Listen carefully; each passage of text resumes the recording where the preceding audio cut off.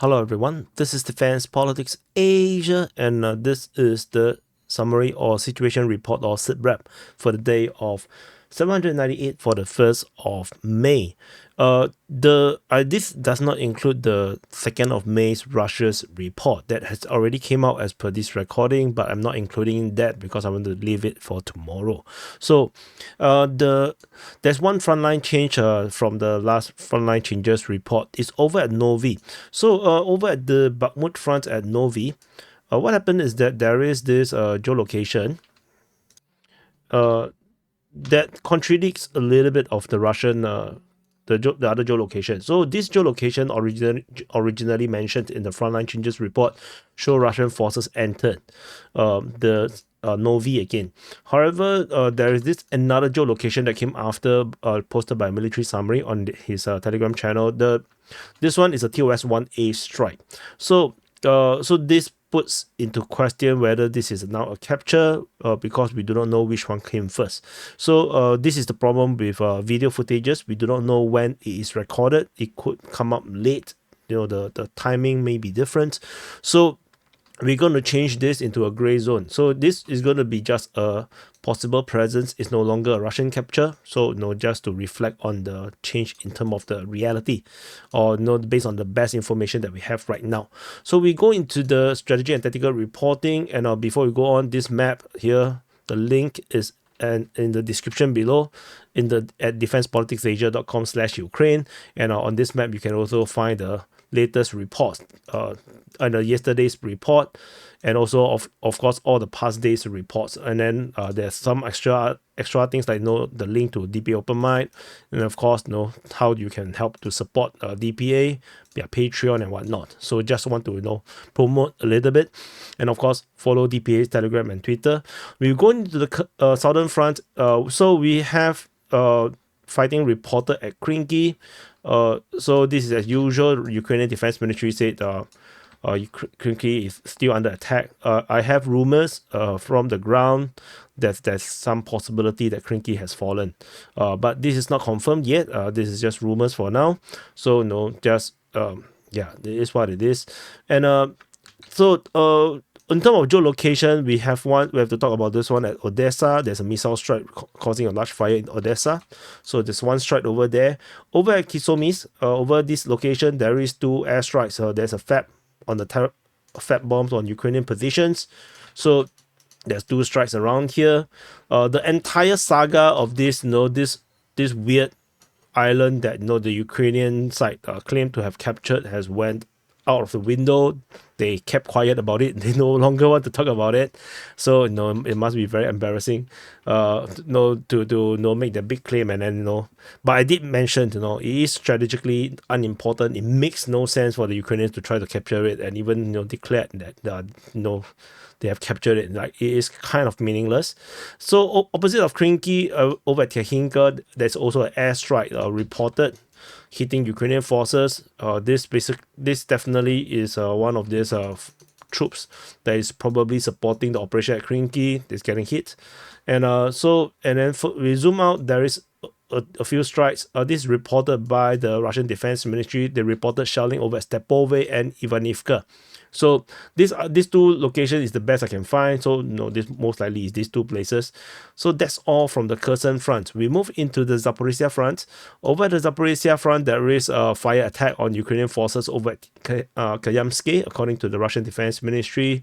Over at the Urozhaine sector, Russian forces continue to be fighting at Robotine, according to the Ukrainian Defense Ministry.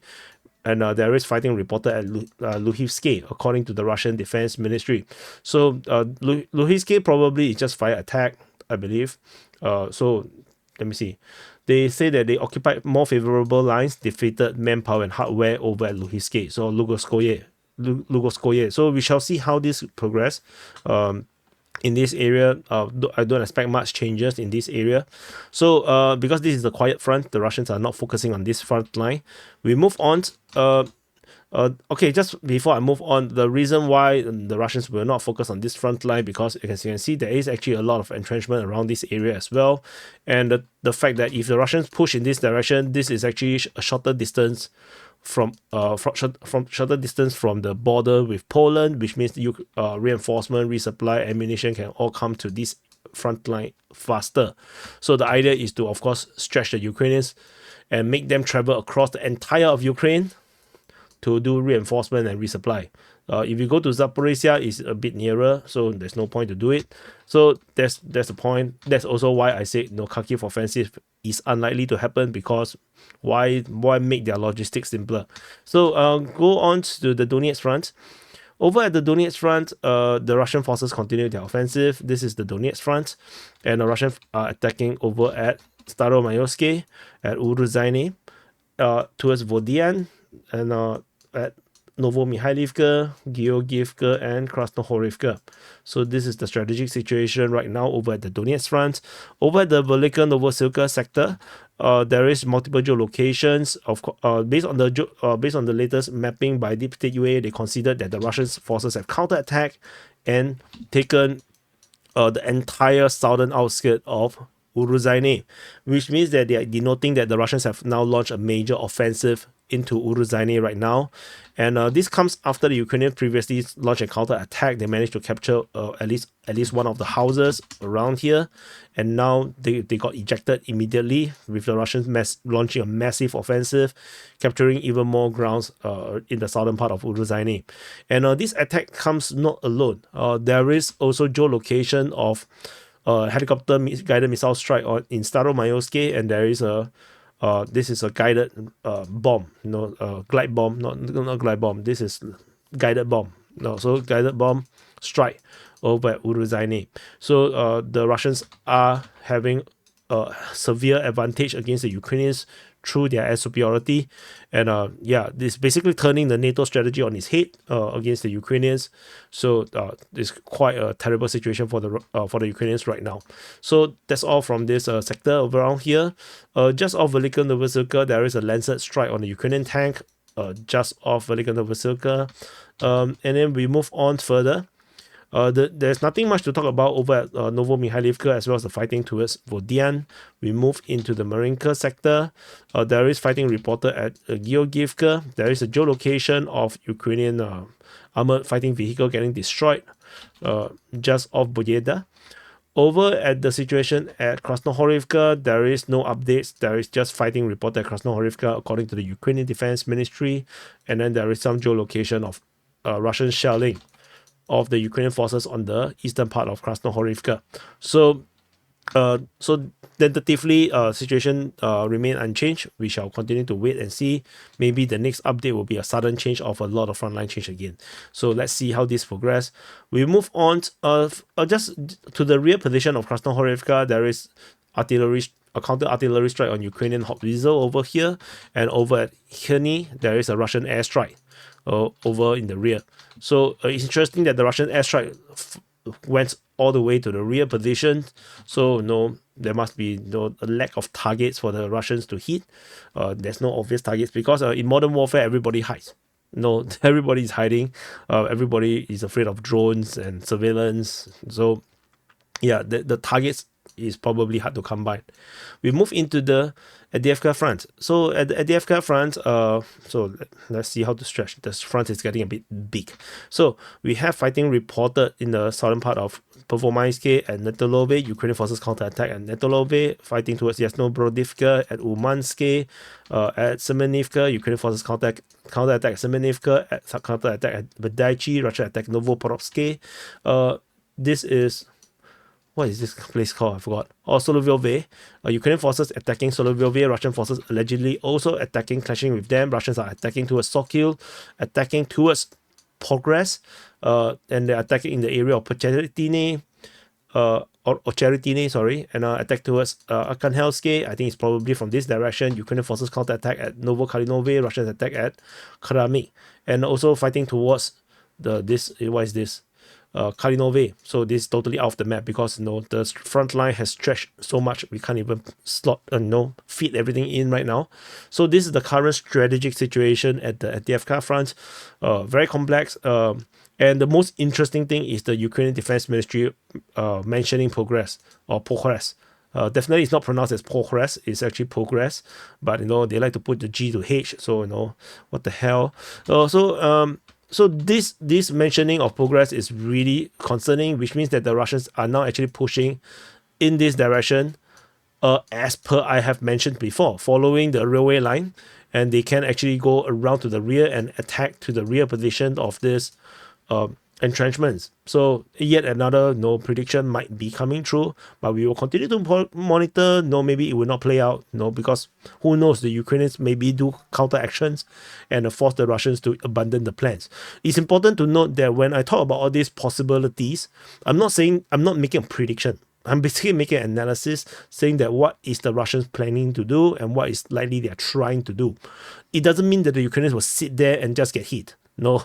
The Pilo can fight back, the Pilo actually carry guns. So this Pilo will hit back, and then of course the Russians will decide that no, this Pilo is getting a bit too hard. So then they will change their plans again, putting softener in it, pouring sand, putting some cotton wool in front of their fist. Things change, so war is flexible, Don't be so obsessed with, oh, this person predicted this thing and it never happened. It's like, come on, if I predict everything can happen, I would not do YouTube. I would just buy lottery every day. So there is a geolocation of Russian forces over in the southern part of Pervomaiske, at this location, and then according to the Ukrainian mapping, the Russian forces seems to have expanded their control over in this area here, but the progress seems to be really slow. It looks like the defenders around this area, the Ukrainian forces defending these positions are really good. So all the defensive positions are just really good. All the Russian forces over here is just lousy. So whatever it is, Russian progress is slow, and Russian forces still fighting at Netelove. They are clashing each other with both sides claiming to be attacking or defending. So the situation there's no frontline change around here. But it's important to note that this is also not really an important place right now at this moment, because there is still a lot of heavy entrenchments all the way to the rear, basically 3 lines of defenses. So the breaking through from this area towards Kharkivka around here is just pointless. And another pointless thing to tell you about is that this is called Kharkivka, and it's called Kalinove. A lot of Kali around here. So and then there's another Kalinove around here. So clearly Ukrainians like to eat a lot of curry. And over at the situation, Zaporizhzhia, no updates. Umanske, no updates. Clashing over at Semenivka, Ukrainian forces counterattack at Badaichi. This is still ongoing. Russian forces trying to push out. But this is the best the Ukrainians can do. They're trying to attack Solovyove. However, we do have Ukrainian Defense Ministry confirming that the Russians are attacking Novoporovske, which means that the Russians are making progress in the south of Solovyove. The Russians are pushing at Solovyove. And however, despite whatever the Ukrainians seemingly is doing, according to the Russian reporting, because many of these are based on Russian reports, the reality is that the Russians have been geolocated going near to Sokil.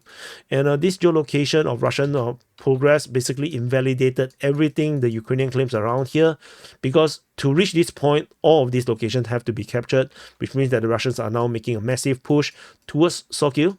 And the Ukrainian forces do have very strong positions around here. There's a massive entrenchment just off Sokil. There's a huge trench line around there. There's a another huge massive trench line in the north. Of course, the Russians have already broke through some of them. So this push is probably likely to continue until they maybe get very close to the Ukrainians, and then let the other breakthrough from the north come from the top, from the north, and then force a withdrawal. So this is probably what I predict will happen, because the Russians just have the initiative everywhere right now. There is no reasons to risk unnecessary lives to do a frontal attack. There's fighting reported at Cheretine. I'm not exactly sure where this is referring to. It could be here, because this area is also a Cheretine. Because once you go on towards the north, this is actually Novo Alexandrivka. And so this based on the mapping from the Ukrainian side. Actually, I should have marked this as red. So I should do it. Give me a second. Yep, so I've marked this, basically updated this with the Ukrainian information. Provided by Deep State UA, they mentioned the map is updated and there was a progress to in this area here. This is based on their mapping, and the Russian forces continue to expand their control. In this area here, there is a good possibility that they will just push into Novo-Alexandrivka and hold the positions along these heavy defenses. They may or may not necessarily need to take these defenses, as the Russians can continue to push northward through this unentrenched open ground. So this currently is the situation over this area here, and this progress over in the Novo-Alexandrivka seems to have freaked out the Ukrainians, because the Ukrainians basically abandoned Arkhangelsk. I thought that they would make a stand around here to hold back the Russians, but they did not. In fact, they actually just bounced. They actually maybe went northward, and I'm not sure if they're actually leaving troops here to defend this entrenchment, because they already abandoned this one. So the Russians basically took this entrenchment quickly, without much of a fight. If you followed the DPA's reporting across the 2 years plus, you'll probably know that this kind of heavy entrenchment take a long time to fight. Like the situation just off Bakhmut, you see many of these entrenchments, fighting at Marinka and whatnot. It takes a long time to fight all these heavy entrenchment, the one at Klishevka, but somehow this one just falls so quickly. The Ukrainians basically just got routed. This is what the word I used, and it is what it is. The amount of change is 6 square kilometers, and it's huge. It's a lot. In terms of depth, we are talking about 2.5 kilometers deep in terms of the front line. The Russians have pushed through for this kind of a trench, like World War I trench warfare kind of warfare. And given the speed of progress over the past most of the 2 years, this is very fast. This is very fast. So, and this is one of the heaviest defended areas for the Ukrainians. So for them to just bounce like this is quite unexpected in a way. But it's expected if we are considering all the challenges the Ukrainians are facing, the lack of ammunition, the inability to mobilize troops easily. So, and then of course the reluctance from the West to actually provide the support. The Ukrainians need to actually win the war, or the NATOs don't even enter the war. So they just set up for failure. So eventually reality will catch up. So the Russian forces taken a huge amount of grounds around here. They continue to expand through the straightened front line. They push all the way through, conquering more than half of Arkhangelsk. They take one of the tree line around here, another entrenchment around there. So this area, and then the Russians are now at the edge of this heavy entrenchment, which I'm not sure if the Ukrainians are there at all. Arkhangelsk is going to fall within the next 48 hours. Should be very quickly, and with this progress, because of this hooking action, and there's another hooking action from there, we'll probably see the Russians push through Urozhaine and create a separate mini pincer on this fortification. So even if the fortification is held to defend, the Russians could actually just go around it, encircle it, pincer it. Yeah, this is just going to die a horrible death, if anyone stay there. So this is just the situation around here. Despite all this, we actually have the Russian Defense Ministry mentioned Ukrainians counterattack over at Novokalinovo. I'm not sure how, given how fast the front line is collapsing. So probably this is not much. Maybe it's just a covering force in this area here to push the Russians while the main force is trying to escape. So that could be the case. We will continue to monitor to see the situation, and we also have reports from the Ukrainians saying the fighting at Kalinovo, which means that the push around here on the eastern part of Arkhangelsk is now being mentioned to be under Kalinovo, and the Russians probably is now pushing through this area here. So we will definitely monitor and see how this progress. The collapse is fast. It's kind of surprising as I give this area a nickname. I know this is like the citadel, because so much entrenchment formed in the big circle. centralizing around 2 settlements. No, it looks very formidable. So the fact that the Russians have already captured, like, what is this, like 15% or 20% of it is just astounding. This change is just unbelievable. Over at Tatarivka, there was an artillery strike on Ukrainian ammunition dump. And I think that's about it from the Avdiivka Front.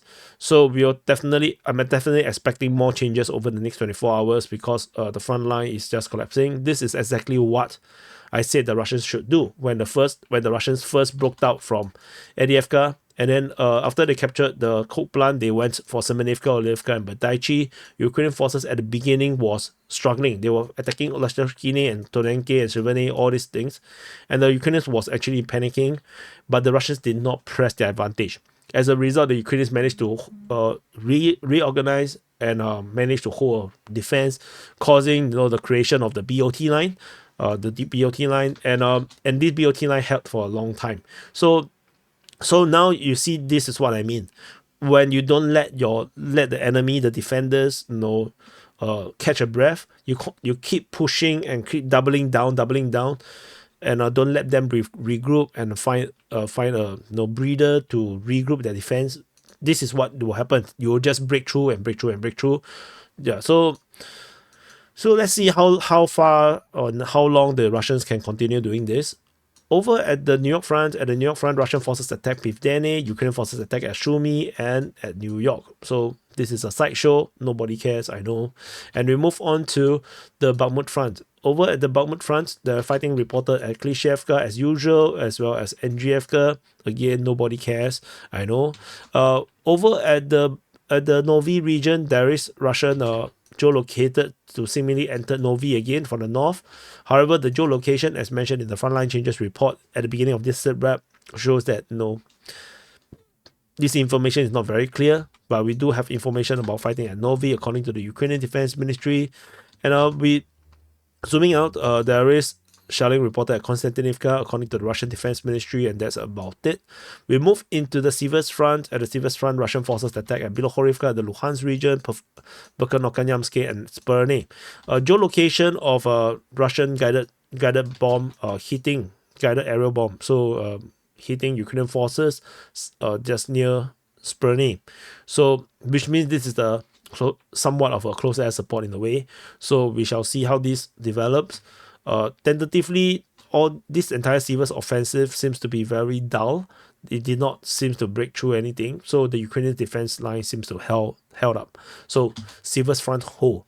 We move into the Kreminna Front. So over at the Kreminna Front, we have Russian forces attacking through the Serebranske Forestry, attack at Dibrova, over Yampolivka and Terny, as well as Nevsky. So this is the strategic situation over at the Kreminna Front. And so there's no updates regarding any breakthroughs. So we shall continue to monitor.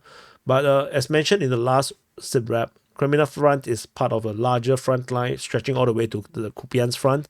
So this front line from Kreminna all the way to Kupyansk is as long as the Zaporizhzhia Front. And over at this Svatove Front, we have a lot of reports. We have fighting reported at Berestove, at Stemakivka, towards Kopanki, over at Novoyehorivka, towards Kharkivka, and of course the Nevsky was reported just now. So the Russians are pushing across the entire front line. We are not sure which one is the main push. We're also not sure if these are just probings, but we'll definitely have to monitor and see. But definitely there is something going on right now, and it's not normal. So my assumption is always going to be around. There's no reason to go through this heavy entrenchment around here. So let's see how this works out. We move into the Kupyansk Front. Kupyansk Front is now becoming more and more interesting. Russian forces are attacking Petropolivka. They're attacking Zagorokivka. They're attacking Kaislivka and Kotyarivka, as well as Ivanivska. And geolocation of a Russian guided bomb hitting just off Kaislivka, as well as another artillery shelling on Ukrainian artillery just off Kurilivka. So this is a strategic situation over at the Kupyansk Front, and it looks like there is this massive push over here because 3 locations are all mentioned to be under fighting. We have if you zoom in, you'll see how close all these settlements are. Fighting over at Ivanivka, there's fighting at Khyslivka. This one we already know because the battle of Khyslivka is already battling, and the Russians are now pushing south towards Kotelnivka. And so this is now a massive arrow push around this area here, and you can see how close this guided bomb strike is. Just off where the front line is. We are talking about the distance of just less than a kilometer. This is a close air support. So the situation here is getting very, very interesting. We might see a breakthrough, if the Ukrainians are unable to hold. Previously, this position is held by the territorial defense. The territorial defense got surprised and then got overrun. And it looks like there's some special forces or something went on to reinforce from the Ukrainian side, which is why the line is holding. But we'll definitely continue to monitor and see how this progress. We move into the border regions. There is a important strike being reported and showed by geolocation over at Lyukivka. At Lyukivka, there is HIMARS, 2 Ukrainian HIMARS, based on the video footage, seemingly got destroyed. Of course, it's a bit hard to tell, but it looks like they got destroyed by Russian missile strike after the HIMARS vehicles got spotted by surveillance drone. The drones followed the vehicles into the forest, and then they marked the position and launched missile strike on the HIMARS complex. So 2 HIMARS allegedly got destroyed. Even though we have the video footage, we still cannot be sure because the aftermath footage of the destruction is still not clear enough. And nose itchy. Then there is this geolocation of a Lancet striking a Ukrainian tank deep within the rear positions just off Hontarivka, and another strike of a Russian airstrike, a fat bombing over just off Lukyansk. I think this is a Ukrainian position. Not sure what is that about. I didn't see the video footage, and that's about it. So this is the summary for the day of 798 for the 1st of May. Do press the like button, subscribe. And you haven't watched the Frontline Changes report, you may want to watch it, but everything is also covered in this situation report as well. Anyway, so yes, do press the like button, subscribe. Subscribe on both sides, the DPA War and the main channel. The War channel will have the reports first, and the notifications will be on only on the War channel. The main channel will not have the notification on. And because I want to concentrate more on geopolitics, but lately have been a bit busy, didn't manage to do more videos. But we shall see how. Thank you for watching. I'll see you guys in the next update.